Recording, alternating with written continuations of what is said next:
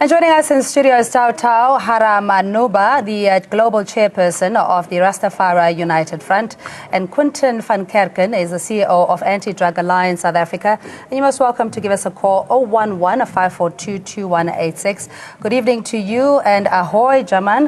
Good What evening. Tagwan. All right, thanks, gentlemen, for joining us. I mean, there's been huge developments, of course, in how far we've come with the courts now being more receptive to having dagga legalized. And I'm asking the converted here, why should it be legalized? I'll start with you, Jaman. Well, it should be legalized for many reasons. It's a medicine. It is a textile. It can be used for textile purpose as a hemp.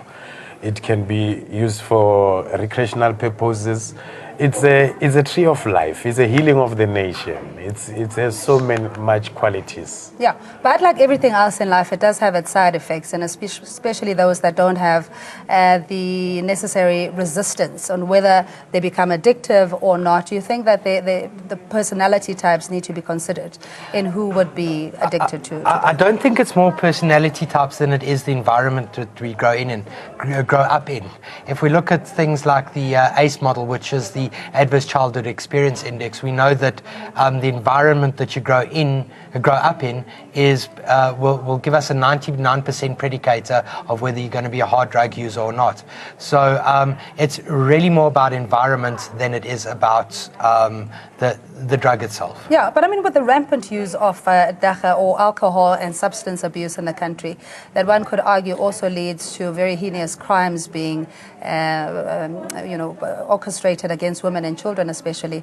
How then can we justify in that environment where South Africa is at the moment for dagga to be legal? I think one of the really important things that we need to look at is that people like the Health Practitioners Council, there's a lot of people that have come together, and this weekend, for instance, we have the Clinical Cannabis Convention, where questions like that are actually going to be answered, where we have international experts from the UK, from the USA, guys telling us exactly what it does to the body, etc.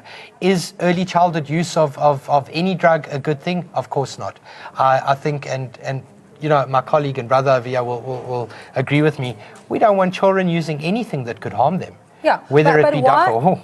Exactly, but why are we not so vociferous when it comes to alcohol abuse and even access to cigarettes? There isn't that because as much monitoring. Legal. Yeah, it's all legal. Yeah, and I mean, if you compare the damage or the health burden that tobacco smoke has caused compared to marijuana, we were hoping to have a representative from the Medical Professionals Council to give us a scientific response in terms of the impact and effect of using dagga. But in the absence of that, I'll take your word as gospel.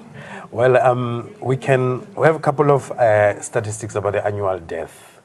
Like tobacco caused about 435,000 deaths, poor diet 365,000 deaths, prescription drugs 32,000 deaths, aspirin 7,000 deaths, marijuana 0.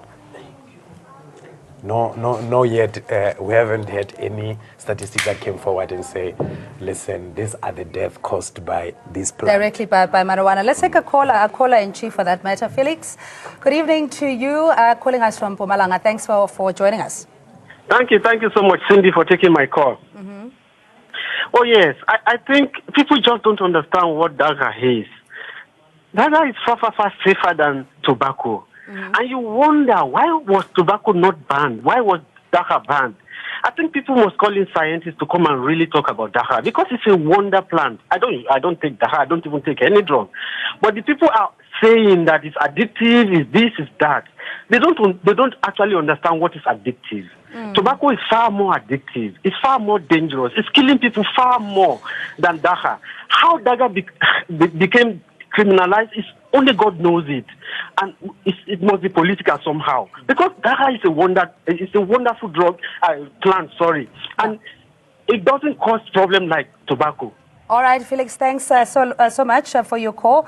And we have Mr. Van Rienen. Good evening to you, and thanks for joining us. Hi, Cindy. Hi. Thank you for taking my call. You're it's welcome. the first time I'm phoning in. Welcome. Yeah, I just want to say I've never smoked dagga in my entire life.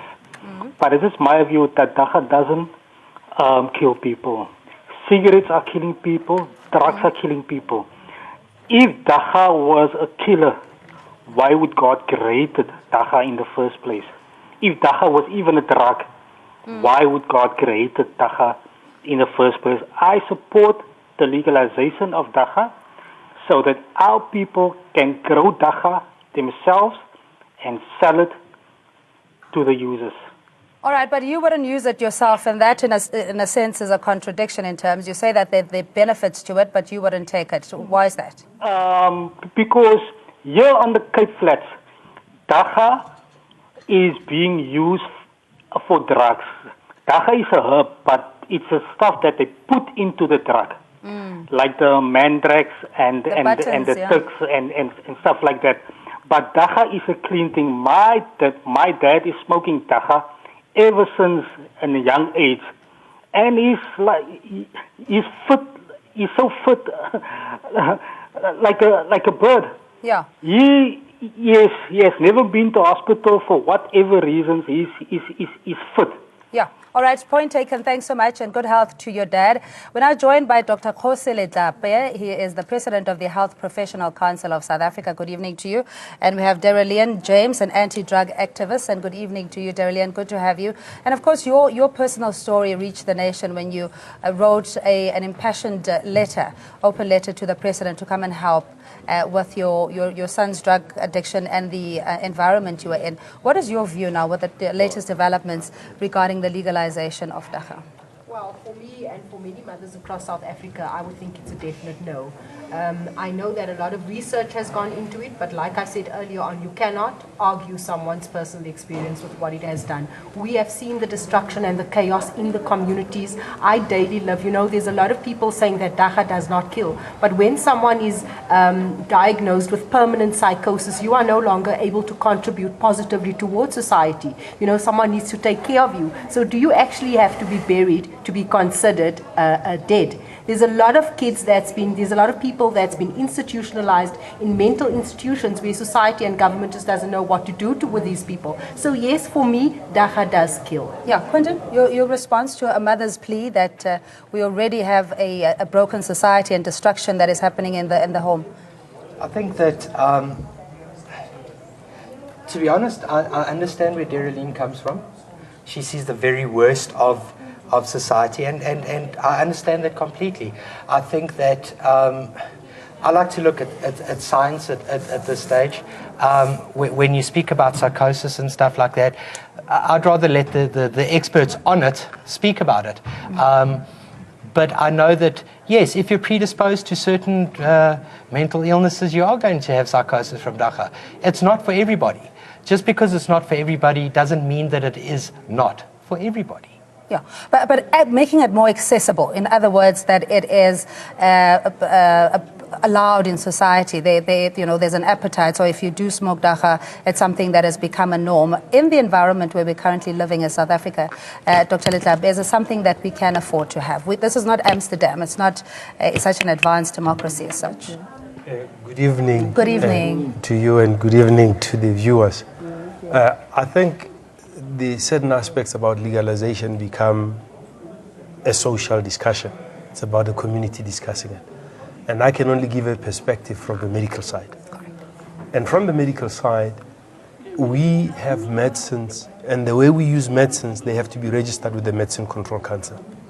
And for us as clinicians, they have to have been tested. They have to have been clinical trials. We need to know what is the component of the plant that we are using and for what purpose. What are the chemical processes that we're talking about? What are the pathways? Now, inside the dagga plant, you find a lot of cannabinoids that have different effects on the human being. So what we need to know is which part are you extracting for what purpose. Now, we can only use drugs that are registered with the Medicine Control Council. And they are registered for a specific indication, for a specific purpose, with a clear explanation on the packet of what it is used for, what the dosages are, what are the indications, what are the contraindications, etc., etc. Okay, so a short answer is no, we shouldn't legalize dagga because it hasn't gone through the vetting process. The issue of legalization is not a medical debate. So we need to separate the two issues. Just like we see harmful effects of alcohol. So some people will claim certain wines might be good for certain things, but you don't hear doctors being asked to prescribe the red wine for certain conditions. Yeah, I thought it was a doctor's order, one glass a day. But those things have not been tested, and there's no clinical indication, and you'll never hear any doctor prescribing any type of alcohol for you. So those are things that are recreational. Those are things that are in the social aspect, and we need to discuss them as society. So people should not create confusion about medical use of anything, because for medical use, there are clear pathways that need to be followed. Yeah, so we need to discern what it is that you decide to do and the impact, or rather consequences thereof. Njabula, good evening to you. Thanks for joining us. What's your question or perspective? Good evening, Cindy. How are you? I'm very well. How are you? I'm good, thanks. Now, my perspective is this. Firstly, I think I agree with Mama there that we've got a huge evidence, though people will say we don't have any evidence, studied. But we've got a huge evidence in our communities where people, they use this thing that we see effects of it on our daily life. Two, one of my worries that if I want to check the experts there whenever I was arguing with the guys here that should the dagga legalized? Shouldn't we running at the risk whereby people, they can replace crop production, your maize production, all these things, then because dagga seems like it's selling faster. So now it's legalized, I can just change my field instead of planting food, and then I can just plant this thing because it's more lucrative. And Njabula, point taken. Thanks so much for calling, my brother. And Ramotsi, hello to you. Ache? Hello, how are you? I'm very well, thank you. How are you? I'm fine, Cindy. I just wanted to make a personal comment quickly on the issue of the usage of dagga on a community perspective. I, as a young boy, was misled by the elder guys into smoking dagga with the deceit that it will make me wiser in school at the age of 15. You must know that. And I had most of the bigger guys were targeting us when we were boys in the community, and they told us that the usage of dagga, and these people were some of the guys who was making us selling the dagga to the other guys, boys in the school. And the issue of dagga has got an intoxication effect on a person. So that makes you not being concentrating well, and you're losing focus a lot. So it is very destructive in our community. Thank you so much, Ramasela. Much appreciated. Proactive drug, it does alter your judgment and thinking or learning abilities. What is your view, Jaman? Ganja is a psychoactive substance. It contains something they call THC, tetrahydrocannabinol. You smoke it, your paranoia get more paranoia. Smoke it, you're stupid, you get more stupid. You smoke it, you're wiser, get more wise. It makes you perfect your character. Doesn't change a wise person into a foolish person. Neither does it take somebody who's logical and make them illogical all of a sudden. Now here we are talking about a plant, separate from the drug debate that we're having here, which we have made it very clear before the guest come through, that it is not for everybody. So now it has to do with personality. It has to do with a whole lot of things. Yeah, but can you separate the effects of dagga use from any other drug? Because it is being labeled as a gateway to other drugs. And for a mother's perspective, we've spoken to Derelian on many occasions, just the level of the inability to live in your own house, the fear of how your child will react based on the substance that they've taken. When you hear that, dagga is not necessarily a gateway drug, how does that make you feel? Derelian, sorry. You know what, I get very emotional when I speak about this, because it is just so sad that no one has actually taken the time to research and to visit townships that are affected by substances such as dagga. It is just so sad that here we are talking on legalizing for recreational use, and in my understanding, recreational use means free for all, smoke it as and when you please. What happens, can you imagine what the classroom would look like when we legalize dagga?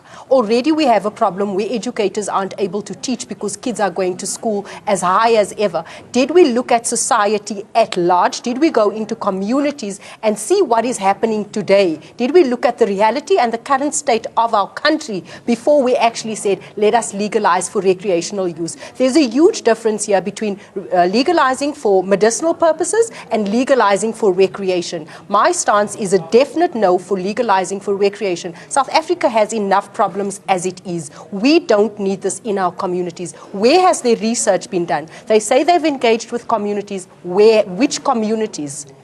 Is it only the scientists that are being flown in from other countries? You cannot compare South Africa to any other country. This is a third world country. Those are first world countries. The dynamics, everything is different. We are saying we are the mothers, we are the parents, we are the ordinary people on the ground that is bearing the brunt of the destruction that dagga is causing in society, in communities, in the educational realm. Yeah. All right. Excuse me, Dr. Litlapi. Let's take a caller. Shami's been holding for a while. Don Power, hello to you. Good evening. Good evening. How are you? I'm well, thank you. Thank you very much. Thanks for taking my call. You're welcome. All right.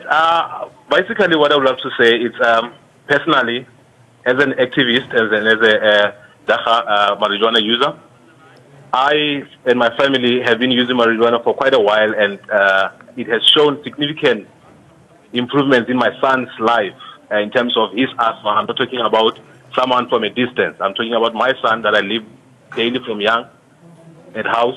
I've been giving him medicinally, cook it and give it to him, and he drinks it. His asthma is totally gone.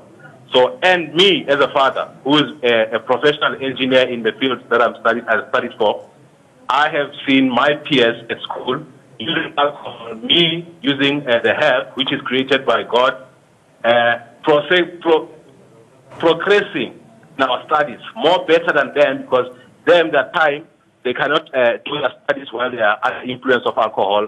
But me, after I had meditated and I had used my marijuana, I could critically take my books and study to the level that I am.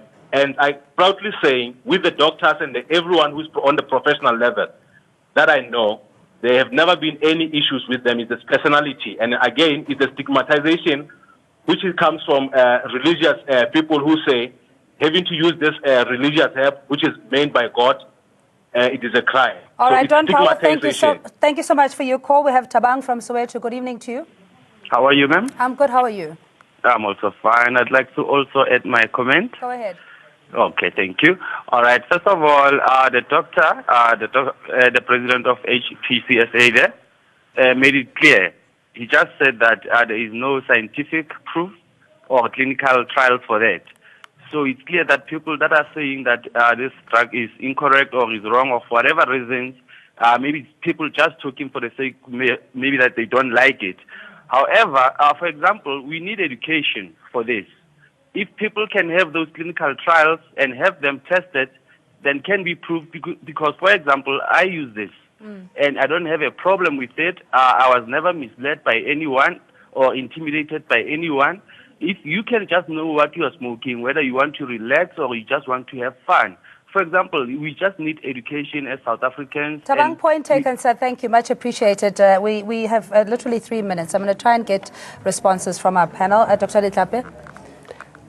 I think one of the things that we should be cautious about is to understand that in the medical circles we work on what we call evidence-based medicine. And the fact that one person can tell a story is not the basis on which we operate. There's grandma's remedies for many things, but those don't work their way into the scientific world of practice of medicine. So if those things hold true, they need to go through the scientific rigor that we are accustomed to, what we call randomized clinical trials, amongst other things. So, and what was said earlier, that there's a perception that if you're smarter, it might make you smarter. If you're duller, it makes you duller, etc., etc. The standards that we have is that research needs to be done, so that studies need to be done. So if you find that it's beneficial in 1% of the population, but it's detrimental to 99% of the users, it will not see the day of light for medical use, because you weigh the benefit against the harm that it might cause. Yeah, and what we're talking about is the recreational, easy access to the drug, and not necessarily medicinal, because I think that's what the so-called dagga couple are busy arguing in court. But the second issue is that you cannot necessarily transplant what happens in different environments to our environment. If you take alcohol as an example, there are many countries where alcohol is legal, but their usage patterns are not the same as our usage patterns. They don't have the carnage that we have on our roads. So we have to take into account what type of people are we, what society are we? Are we ready for that type of liberalization? Yeah. We have the challenges that we have about abuse of drugs in our society, and would we be ready for that type of thing? So we can't say because it's happening in the Netherlands, it's happening in Scandinavia, it will necessarily work for us. Yeah. We must account for the people that we are and for values that we have in our societies. Okay, very briefly, the legalization not necessarily a benefit to the greater majority, Quentin, would you concede? Look, there's a very interesting, there's a few movies out there and documentaries, and the one I actually almost quoted now, it said, just because me using it is okay doesn't mean that it's okay for somebody else. And I think we really have to look at this as an adult responsible use thing. If we look at the legalization from that point of view, and from a medicinal point of view, of course, we'd love the research to be done.